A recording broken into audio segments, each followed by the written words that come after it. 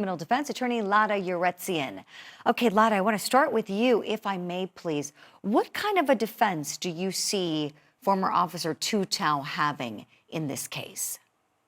I mean, you could actually hear him say it. He says it as they're interviewing him.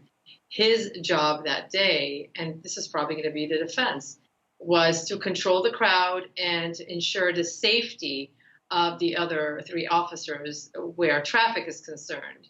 And he was trying to basically distance himself away from what was going on from Floyd because his focus is on the crowd, the growing crowd, and what they're saying. Now, the problem he may have is the crowd was telling him that Floyd is no longer moving, and that's where the crux of the case is going to be. What was his duty at that point? What did he have an obligation to turn around and see how Floyd was doing? And that's where the real battle is going to be. But I mean, you could see it. But there was one thing that I heard him say, and they asked him, what did he feel? And he said it was somber.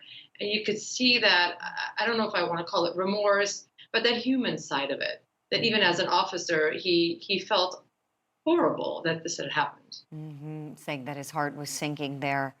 Yeah, I think you're spot on there, Lara, in the defense. I think we're seeing it, like you said, in his own voice, his own words. And I'll be curious to know if that might be perhaps introduced by the state, that interview. We shall see. I want to get your thoughts on this case against Thomas Lane in particular. How viable of a case is it? What do you think in terms of a defense that might be presented, please? I agree with Imran. I mean, of the four, he is the one who seems to be the least culpable. He actually does try to convince a higher ranking officer to roll over Mr. Floyd. He tries it as a rookie who's been on the job, my understanding is for 4 days. It's pretty gutsy to even say that. He says it, he voices his opinion, but he's shot down. Now, what is he supposed to do at that point? Is there something that he could have done? What does the police manual and training teach these officers to do in a situation where different team members, different officers on the scene are disagreeing? And it would be interesting to find that out. But the bottom line is he tries it. And he even specifically says the word excited delirium because he's remembering his training and what they're supposed to do, and not to keep someone in the prone position, as we've heard during the trial, and instead to put him in a recovery position. But he's shot down, and he's the one that at the end, maybe part of his argument may be that initially he couldn't see what was going on. He couldn't hear as well. I mean, we could hear all sorts of things that can come out, but I actually see this officer testifying. He would have to testify to say why he didn't do more and why he said and voiced his opinion when he did. I think it would be crucial in his case. Well, defense attorney Lara Yeretsian to give some final comments on the case against J. Alexander Kueng. Lara, I want to go to you first, please. What are your thoughts on his case and a defense that might be put forth by his team?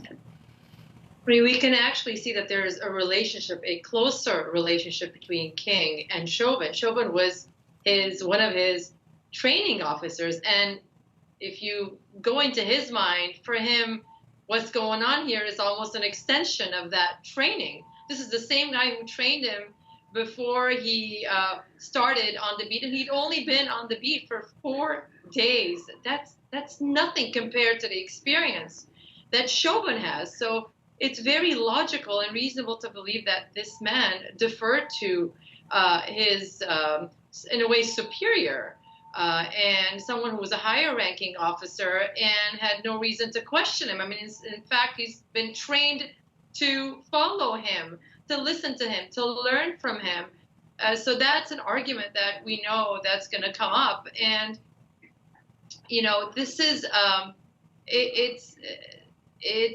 one of the elements that may help him indirectly is the fact that he is half black. One of his parents, his father, is black. So the race element may not be so prevalent with him. But the unfortunate part is that's going to come back to haunt him is you need to use your brain. You need to use your common sense. Something that Jerry Blackwell said was a 9-year-old could see that Chauvin had to get off Mr. Floyd. Lara Yeretsian, I want to pick your brain about this expert. What did you think of him? Clearly not as impressive as the 5 or 6 officers who testified for the prosecution. I mean, this was not the strongest point for the defense. The use of force prong was their weakness, and they really did not do enough. They should have had either a better expert or more witnesses. The prosecution hit a home run with this one because it was their stronger point because it just common sense. At some point, this was just the knee on the neck was no longer necessary to keep Mr. Floyd on the ground. So that control, he was no longer posing a danger. He was complying. He wasn't resisting anymore. So the defense had an issue there. They should have done more, but I think what they did instead is focus on the cause of death. I think they thought they were going to create reasonable doubt through cause of death, but they were not able to do that either. Right. Were you surprised that they didn't kind of abandon their use of force theory? I mean, the defense team. Were you surprised after the cross of him, went so poorly that they didn't say, okay, we're going to totally shift gears here and focus more on cause of death? I don't necessarily think that it would have been right to completely abandon it, because I thought Eric Nelson in his closing did a great job, honestly, with taking what he had and meticulously going through the use of force analysis frame by frame. And maybe he thought he could carry the water with that. Maybe he thought he could argue that well enough for it to be convincing. But clearly not enough. Lara, same question to you, please. What stood out to you as tipping the scales of justice, and what are your thoughts on the verdict? I mean, the problem for the prosecution in this case from day one, the weak part was the cause of death. And they hit a home run with that with Dr. Chauvin. I mean, I agree with you, Julie.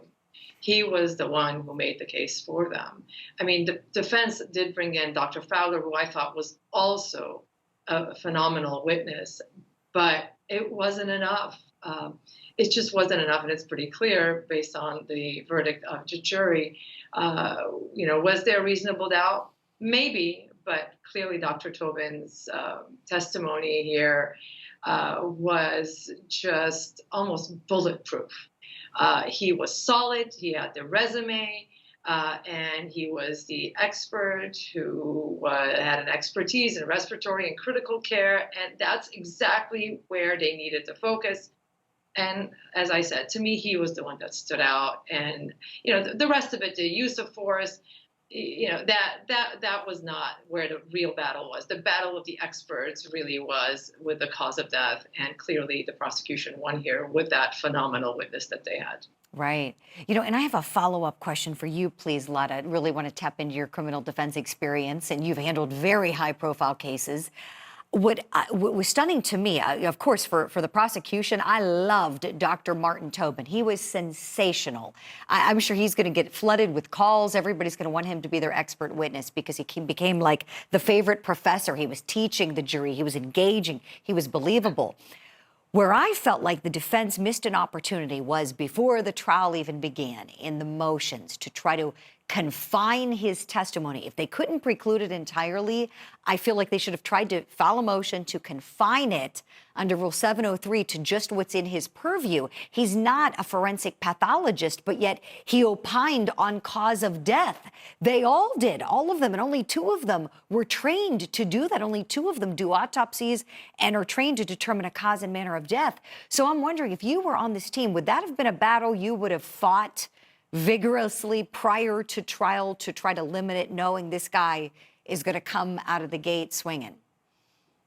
Obviously, in hindsight, it's easy to say what we would have done. I have no idea if this defense team knew how strong of a witness Dr. Tobin was going to be. But they must have had an idea, and I agree with you. It should have been something that should have been battled out in motions in limine. Prior to the trial, I noticed there was this practice in this trial with a lot of witnesses, even lay witnesses, giving expert opinion. And I was really surprised by that. There were really not enough objections. And many of these should have been handled before the trial. And to me, that was truly surprising. And I agree with you 100% that this should have been taken care of before the trial. But at this point, it's a little too late. And maybe that comes up on appeal. And most likely it will come up on appeal. Right. That's a really great point, Lada. Thank you for that.